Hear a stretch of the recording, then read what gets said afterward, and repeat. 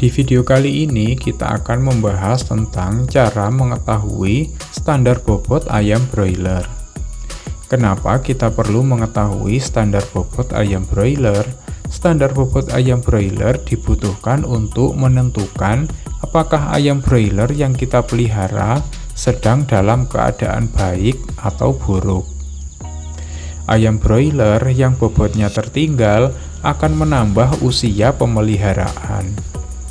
Bertambahnya usia pemeliharaan tentu membuat kita sebagai peternak juga akan rugi waktu. Selain rugi waktu, ayam broiler yang bobotnya tertinggal biasanya tidak efisien dalam mengubah pakan menjadi daging. Hal ini bisa menyebabkan ayam pemborosan pakan dan berujung pada menipisnya keuntungan pemeliharaan. Ada beberapa cara untuk mengetahui standar bobot ayam broiler, yaitu sebagai berikut. Pertama adalah dengan berdasarkan umur ayam broiler. Setiap perusahaan pembibitan memiliki tabel tersendiri mengenai berapa bobot yang harus dicapai dalam usia tertentu. Tabel bobot ayam berdasarkan umur ini biasa disebut dengan recording. Pada saat pemeliharaan ayam broiler, kita bisa melihat saat itu umur berapa dan dicocokkan dengan berat yang tertulis pada tabel. Apabila ayam kita bobotnya sama dengan standar umur di dalam tabel, kita bisa tenang dan melanjutkan metode peternakan yang sedang kita jalankan. Sedangkan jika ternyata bobot ayam kita tertinggal, kita harus segera mengevaluasi apakah ada faktor yang salah dalam pemeliharaan, mulai dari suhu udara, kebersihan, kecepatan angin, dan lain sebagainya. Kedua adalah melalui jumlah konsumsi pakan.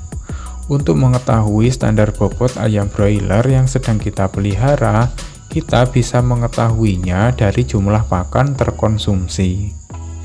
Jika pakan ayam broiler yang sedang kita pelihara mengkonsumsi banyak pakan, maka ayam tersebut harus memiliki bobot yang berat. Membandingkan laju konsumsi pakan dengan berat ayam juga bisa membantu kita mendeteksi apabila ada pakan yang hilang. Walaupun tidak bermaksud berprasangka buruk, untuk kandang yang pengelolaannya dibantu oleh anak buah kandang, kita perlu mengecek secara rutin konsumsi pakan harian. Karena nilai satu karung pakan ini juga cukup besar.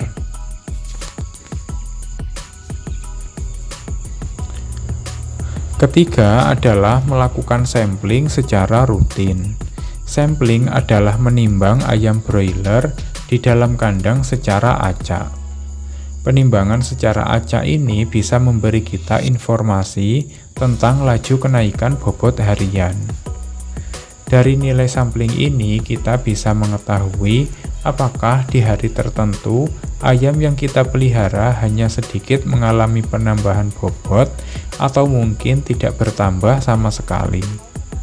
Jika tidak bertambah sama sekali, bisa dipastikan ayam yang sedang kita pelihara sedang mengalami masalah atau terserang penyakit. Keempat adalah bagaimana mengejar bobot ayam yang tertinggal. Dari pembahasan kita sebelumnya, kita akan mengetahui apakah ayam broiler yang kita pelihara ternyata mengalami ketertinggalan bobot atau tidak. Jika ternyata ayam kita bobotnya tertinggal, kita harus segera melakukan evaluasi pemeliharaan. Apabila kita tidak melakukan evaluasi, besar kemungkinan ayam-ayam tersebut akan segera terserang penyakit. Beberapa aspek yang perlu kita evaluasi adalah kondisi kenyamanan. Kondisi kenyamanan ayam broiler sangat dipengaruhi oleh suhu udara dan tingkat kelembapan. Suhu udara bisa kita amati melalui perilaku ayam. Apabila ayam bernafas cepat sambil membuka mulut, artinya suhu udara terlalu tinggi. Sedangkan jika ayam terlihat pasif dan berkumpul di tempat-tempat tertentu, artinya suhu udara terlalu rendah.